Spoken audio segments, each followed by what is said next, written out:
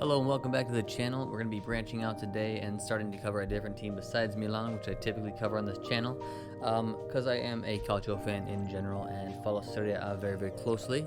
So I'm going to be going over some of the top teams here, what their transfer markets were like, and give a general rating and what they should have done, or if I feel like they did a great job. We're going to start here with Juventus, so this episode will be all about Juventus here. Of course, a very storied team, the most successful domestic team we have in Italy. AC Milan is the most successful international team we have in Italy. So let's start here. We're going to go over the departures and the arrivals. Let's start with some of the departures.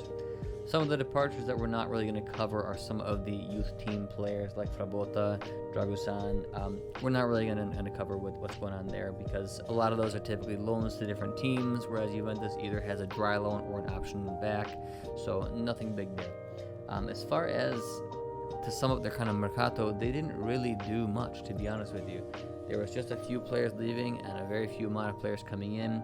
They didn't really need sweeping changes, but overall I don't think they made the proper moves. So with departures, we'll start here. You've got Demiral. He left for an initial loan with option to buy to Atalanta. The reason Atalanta did this is to cover for losing Romero.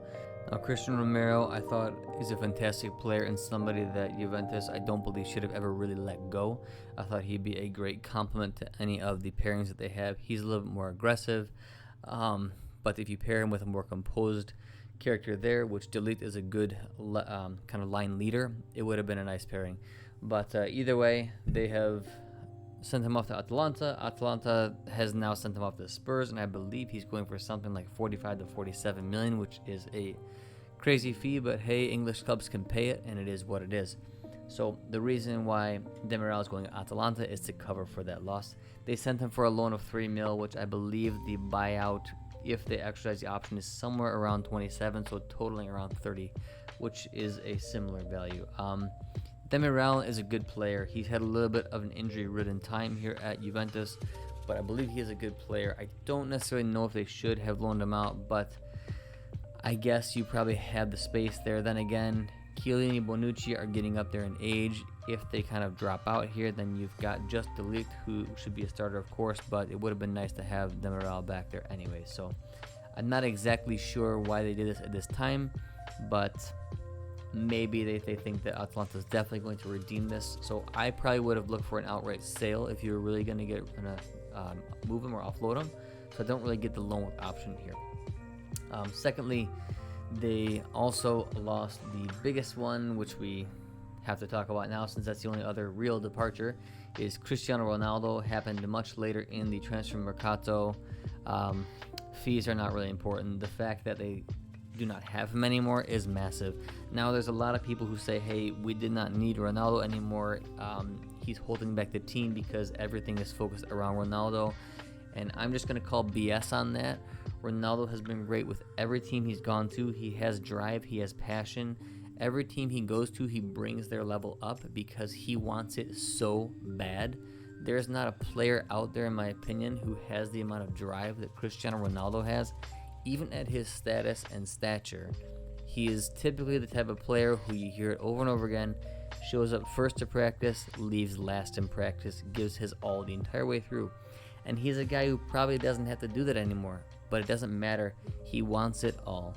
And that has got to be very inspiring to the players that you're playing with, because they're going to push and say, you know what, if he can do it, I'm going to try to match his level. He's the type of player who brings your squad up, and he scores 20 plus goals, 30 plus goals every single season.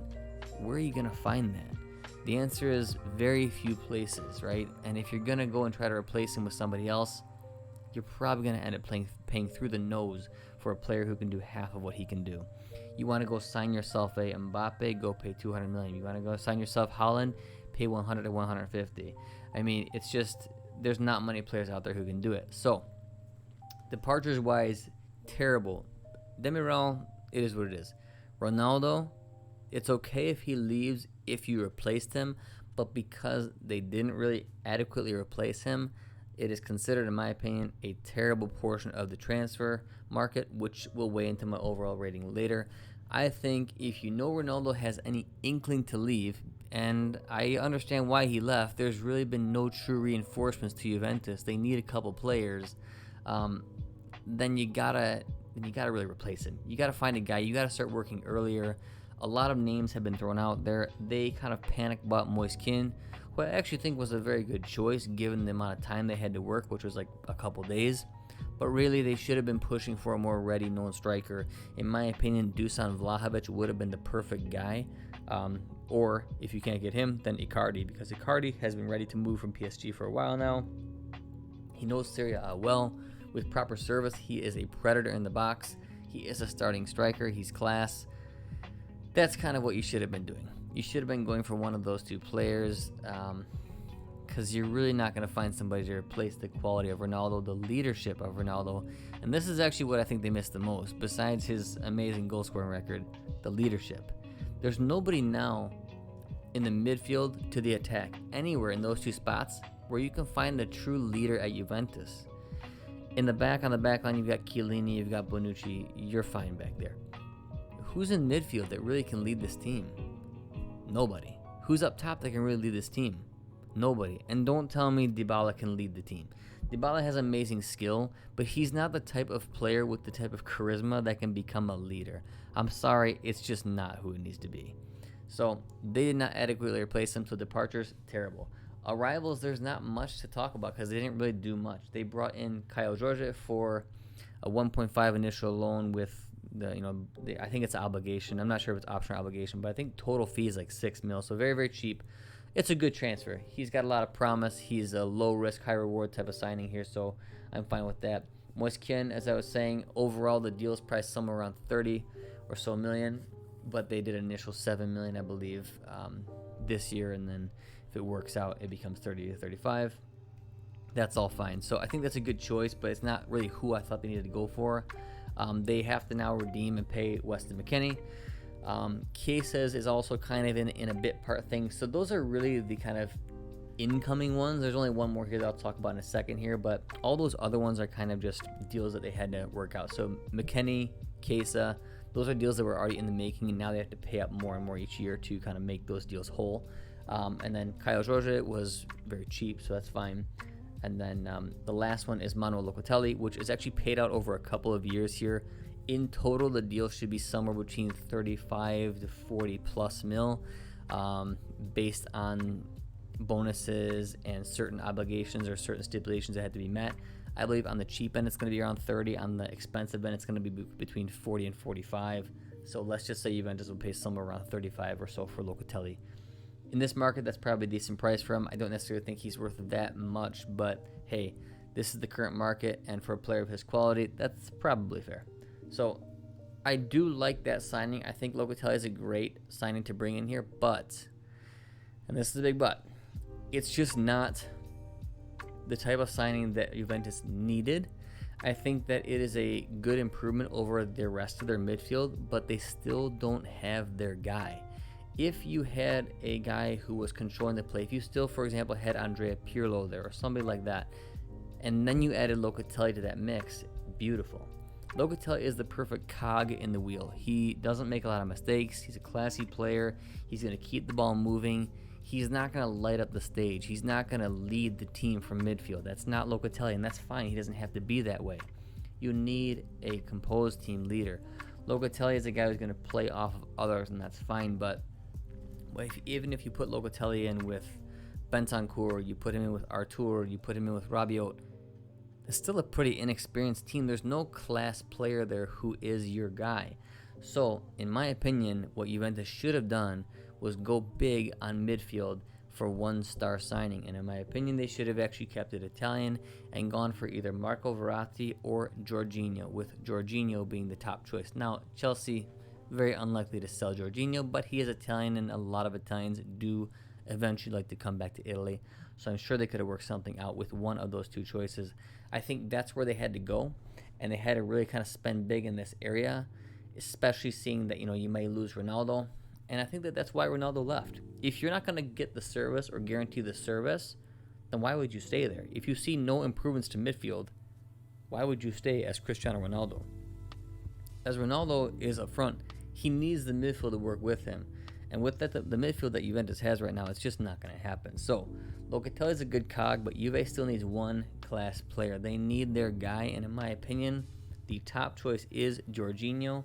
That's who they should go for. That's a class signing. That's somebody who would come back to Italy, make a statement that Juventus is back amongst the top here, and then now you have an actual full midfield department.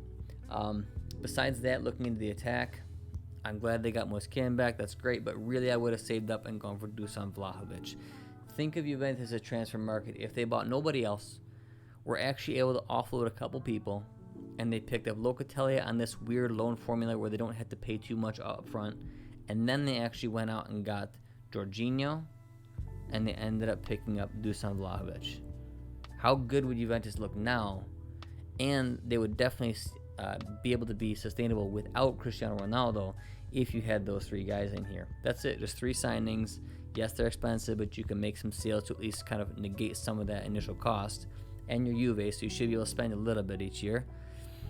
It just seems like it would have been a much better transfer Mercato. So overall, Juve, I like the Locatelli signing, but it's really not exactly what they needed. I like the Mosquera signing, but once again, it's really not exactly what they needed. So if you had to sum up Juve's Mercato overall, departures because of Ronaldo leaving, quite bad. Arrivals, good choices, but not quite what they needed. So Juventus's market, in my opinion, was quite bad this year, and I'm gonna have to give it a 3 to 3.5 out of 10. I feel like they really dropped the ball. I feel like Juventus should have went for class and minimal quantity here. They really should have just picked up 1, 2, 3 people maximum, but only of great quality, kind of like they did with Chiesa last year. That guy has class, and you'd have a much better team.